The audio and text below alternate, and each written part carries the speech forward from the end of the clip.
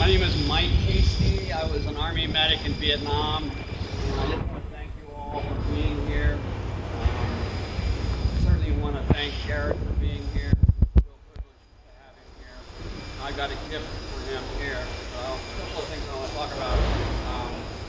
I was thinking, you know, if our government doesn't want to call it Armistice Day again, which it should be, they ought to at least call it Working Class Veterans Day.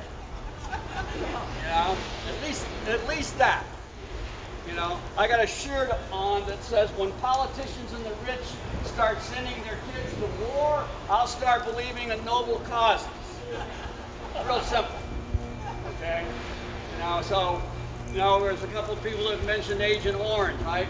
I've been back to Vietnam 3 times since I was there as a soldier. I've held Agent Orange children in my arms with contorted bodies and just horrible ramifications because of Agent Orange. I believe the spraying of Agent Orange was one of the worst war crimes ever committed in modern warfare. Yes. You know, so, and I think that's what the public, you know, needs to know.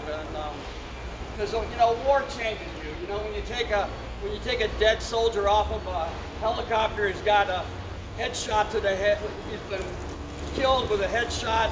You know, it changes you. You know, when you unzip a body bag and you see where a soldier's taken a pistol and shot himself in the head, it changes you. When you go into a tent and a heroin addict has taken an M16 and blown his brains out, when I went in there, it changes you. You begin to realize the lies of the war. You know, I often say that lying is the most powerful weapon in war. It is the most powerful weapon of war, to lie. I want to give Garett a picture that he can take back to the headquarters in St. Louis, especially his father having been a Vietnam veteran. I hope it means a lot to him, which I think it will. This is a picture I took of the Vietnam Veterans Memorial probably about, I don't know, maybe 10 or 12 years ago, okay? And I'll explain more about the photograph. Okay, off to the left, I put the word "the wall." Under it, I wrote Vietnam, and under that, I wrote the darkness. Okay, and then right here is a dust-off helicopter that was in my unit in Vietnam. On the front of that helicopter, the crew painted the word "why," as in, why are we in Vietnam? You know, so anyway, I just want to give this to Garett and thank him very much for being here, and God bless you. All right. I've always liked this. You know, I followed Tom Barton's paper for a long time, and Tom always has the photo in it. And you know, I always asked why too much in the Army, and they always said, Reppenhagen, you put the Y back in Army.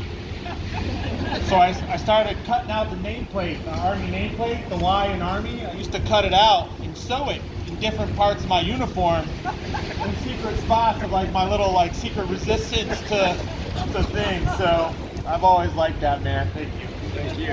And there's something I wrote on the back. It's on my card that I send out, and I got it on the back there so Garett can have it. This is what Dalton Trumbo said when he wrote the book, Johnny Got His Gun. This is one of the most powerful things I've ever read. This is his words. He says, if the thing they were fighting for was important enough to die for, then it was also important enough for them to be thinking about it in the last minutes of their lives. That stood to reason. Life is awfully important, so if you've given it away, you want to think with all your mind in the last moments of your life about the thing you traded it for. So, did all those kids die thinking of democracy and freedom and liberty and honor and the safety of the home and the stars and stripes forever? You're goddamn right they did.